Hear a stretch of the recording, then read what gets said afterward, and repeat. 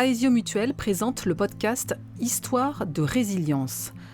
À travers cette émission, vous rencontrerez des personnes, des hommes et des femmes ayant traversé une terrible épreuve, le cancer. Pourtant, elles ont combattu, survécu et en sont même sorties grandies. Aujourd'hui, elles nous livrent avec leurs témoignages la force tirée de leur histoire dramatique et pourtant inspirante. C'est un message d'espoir pour tous ceux touchés de près ou de loin par le cancer. Bonne écoute.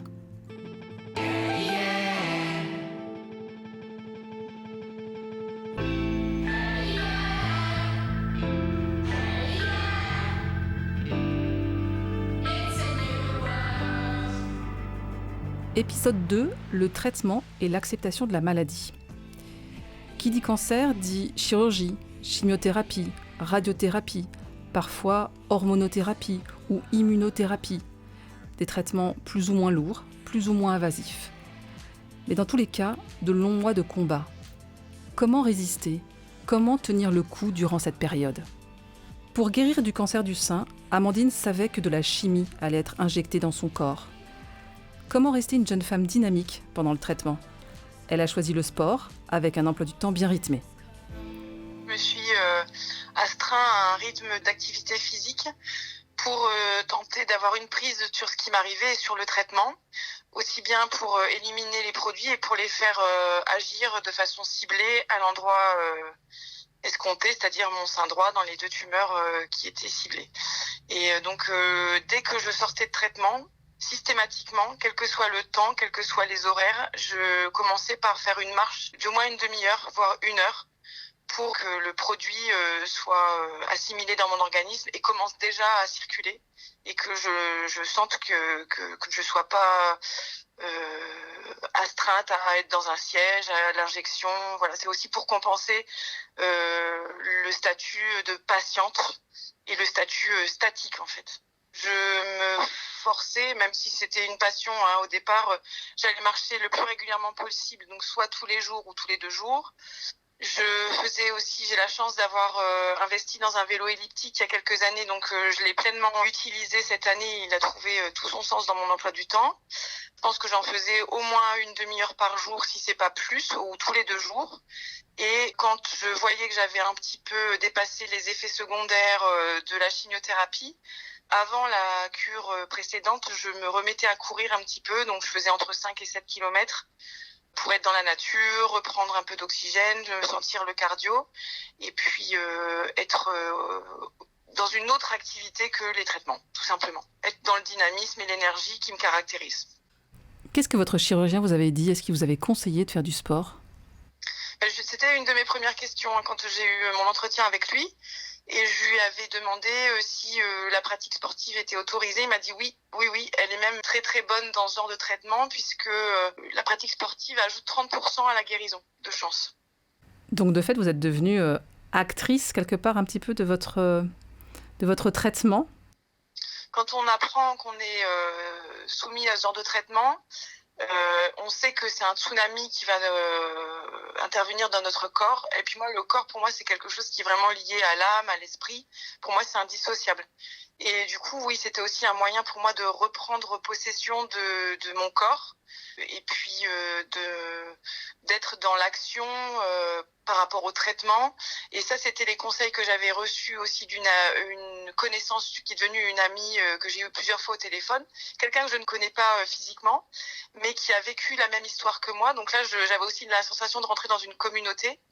Et elle m'avait aussi donné toutes ces astuces de pratique physique, d'accompagnement aussi par les crèmes, les soins, la coupe de cheveux, tout ça, pour avoir justement une action sur ce qui m'arrive et qui était en train de potentiellement me changer, me transformer et me dévaster si j'avais rien fait. Enfin, c'est la sensation que j'aurais eue, je pense, si j'avais pas eu cette pratique et cet accompagnement-là. Et de fait, vous avez pu rester la femme dynamique que vous aviez envie d'être ?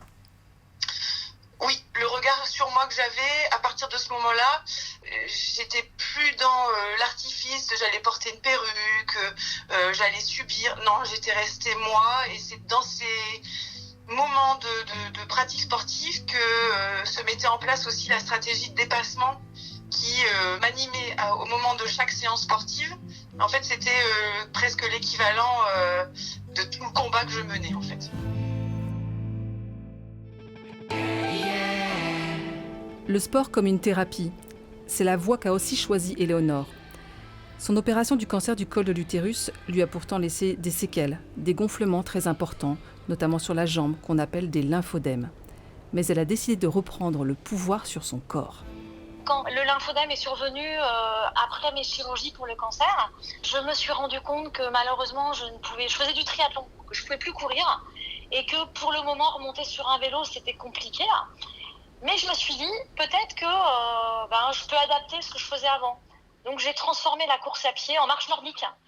Et là tout de suite je me suis dit ça me fait énormément de bien. Déjà ça me vide la tête et puis ça me montre que je suis encore capable de faire les choses, qu'il n'y a peut-être pas un traitement pour moi médicalement pour ma jambe, mais qu'en tout cas, l'activité physique peut m'aider dans le quotidien, c'est-à-dire à lutter contre la fatigue, à lutter contre la douleur, à reprendre de la masse musculaire, parce que j'avais beaucoup perdu de masse musculaire pendant mon cancer, j'avais perdu beaucoup de poids avec la chimio que j'avais, et donc reprendre de la masse musculaire, refaire du gainage, c'est important quand on a un cancer gynéco et qu'on est opéré avec, qu'on a des cicatrices au niveau abdominal. Et puis aussi, c'était me prouver à moi que je pouvais encore être valable au niveau physique. Et puis prouver aussi aux autres que j'étais peut-être encore la Éléonore d'avant qui mettait sa combinaison de triathlon. Alors là, elle prend ses bâtons de marche nordique. Et voilà. Et c'est devenu une passion parce que j'ai même passé un diplôme d'entraîneur de marche nordique en me disant la marche nordique, c'est un bon outil pour permettre aux patients de retrouver le contact avec leur corps. C'est aussi un bon outil pour lutter contre la récidive, parce que c'est important pour des patients qui sont avant, pendant et après les traitements de garder une activité physique avec une certaine intensité. Et ce qui fait que j'ai même monté une association Lymphosport pour accompagner les patients qui sont atteints de lymphodème post-cancer via l'activité physique.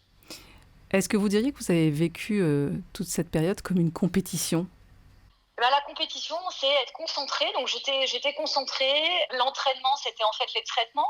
Après, il y avait des périodes de repos. Quand je revenais à la maison, entre les chimios ou entre les rayons ou après les chirurgies, j'essayais de me reposer.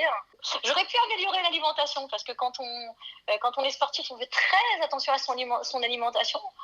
Pendant mon cancer, j'ai surtout mangé ce qui me plaisait, donc j'ai pas forcément fait attention. Mais oui, je l'ai un peu géré comme une checklist d'entraînement, exactement. J'aurais pu aussi profiter des cours, ça à l'époque c'était moins répandu il y a 10 ans, mais si mon cancer s'était passé maintenant, tous les centres de cancérologie maintenant ont des cours d'activité physique au sein des soins de support pour les patients. Et ça, c'est super bien. Et c'est vrai que j'aurais aimé pouvoir profiter de ces propositions-là, ça m'aurait aidé, je pense. Est-ce que vous avez en tête l'idée de refaire à un moment ou à un autre un triathlon ? Est-ce que ça vous paraît possible ? Alors oui. Il se trouve qu'en septembre, il y a un triathlon pour le cancer du sein. Donc même si je n'ai pas eu un cancer du sein, pour l'association Imagine, dont je suis la vice-présidente, Imagine qui est la première association de patientes atteintes de cancer gynécologique pelvien. Donc là, pour Imagine, je vais participer au triathlon des Roses comme je le fais tous les ans. Alors, je fais que nager. Parce que courir, c'est compliqué de remettre mes bas de compression après la piscine, etc. Ou de faire du vélo. Mais alors, j'ai pas un vrai triathlon en préparation, mais là, en septembre, normalement, je dois participer à une course de 6 km en mer qui s'appelle la Monte Cristo pour mettre en avant les cancers gynécologiques et le lymphodème. Alors, je suis pas totalement prête. On verra si cet été je peux beaucoup nager, mais en tout cas, je me fixe des objectifs comme ça. Si c'est pas maintenant, ça sera dans quelques temps. Et quand vous faisiez du sport, alors que vous étiez en plein traitement, est-ce qu'il y avait une notion de plaisir ou est-ce que c'était uniquement une notion de performance ? Alors, il y avait pendant mon cancer, il n'y a pas eu de notion de performance. Malheureusement, j'avais perdu trop de poids, donc j'étais quand même assez fatiguée. Mais il y avait une notion de plaisir. J'allais marcher, j'avais pas le droit de nager parce que mes globules blancs étaient tellement faibles. J'étais en neutropénie, j'avais des risques infectieux, donc je n'avais pas le droit d'aller nager. Mais je marchais, et ça, c'était le fait d'être dans la nature, d'être dehors, de respirer, de sentir mon corps qui reprenait de l'ampleur, qui fonctionnait, qui réagissait. Ça me faisait du bien, mais c'était surtout un grand plaisir de pouvoir refaire des choses comme tout le monde, quoi. Accepter et s'adapter à la maladie fait partie du chemin. Magali en sait quelque chose. Elle qui a eu son premier cancer à 11 ans, un vilain grain de beauté sur le bras.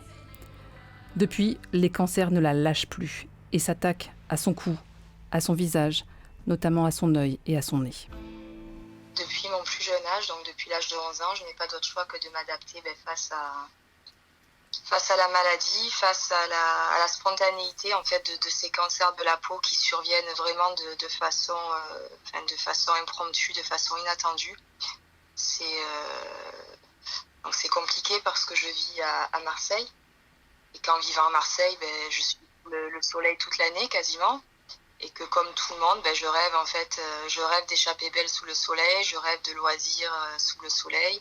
Ce soleil qui est, comme j'aime à le dire, mon meilleur ennemi. On s'y fait jamais vraiment en fait.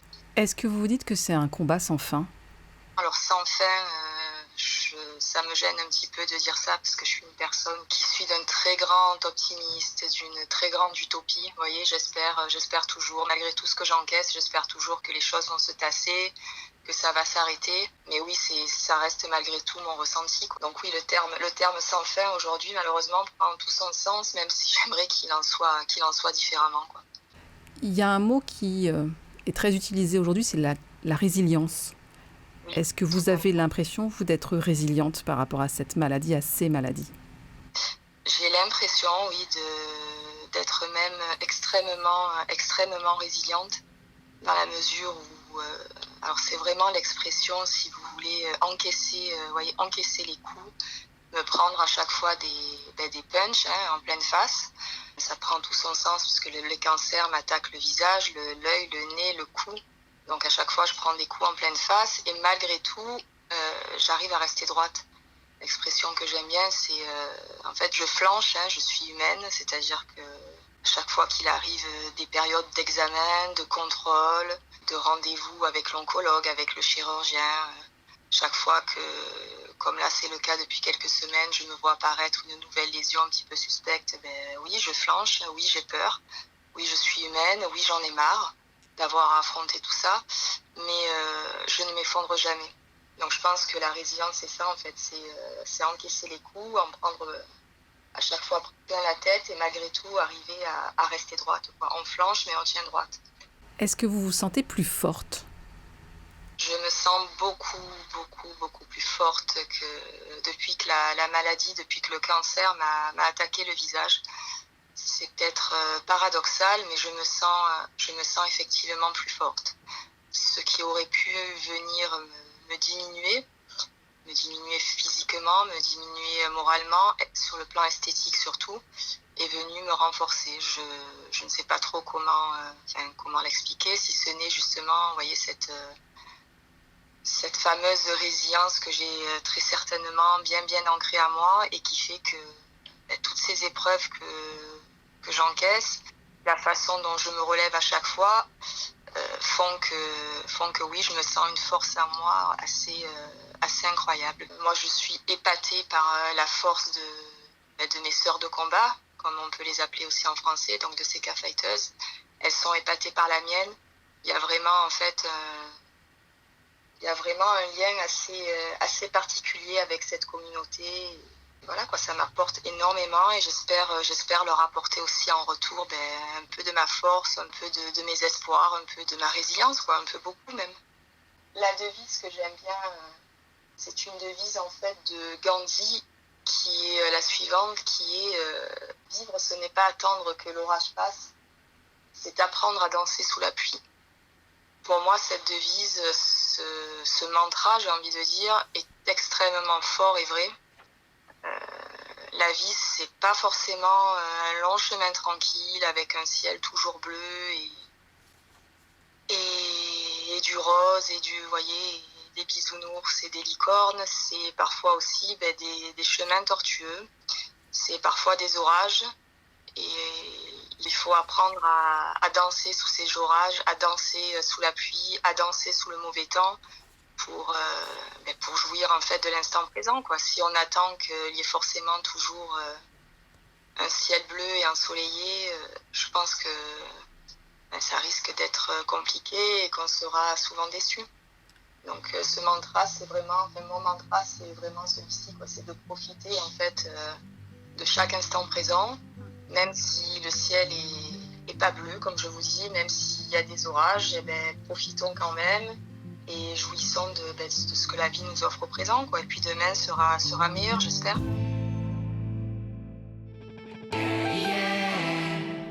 Nous remercions sincèrement Amandine, Éléonore et Magali de nous avoir confié leurs ressentis sur la traversée de cette épreuve et partagé la manière dont elles ont surmonté la phase de traitement.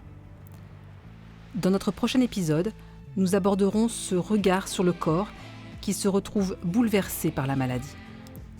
À très bientôt pour le 3e volet de Histoire de résilience.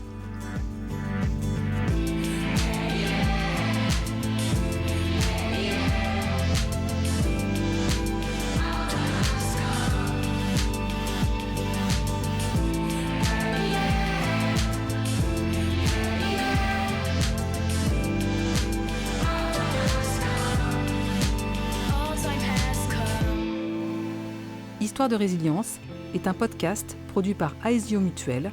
Pour plus d'informations, rendez-vous sur ensembleaesio.fr.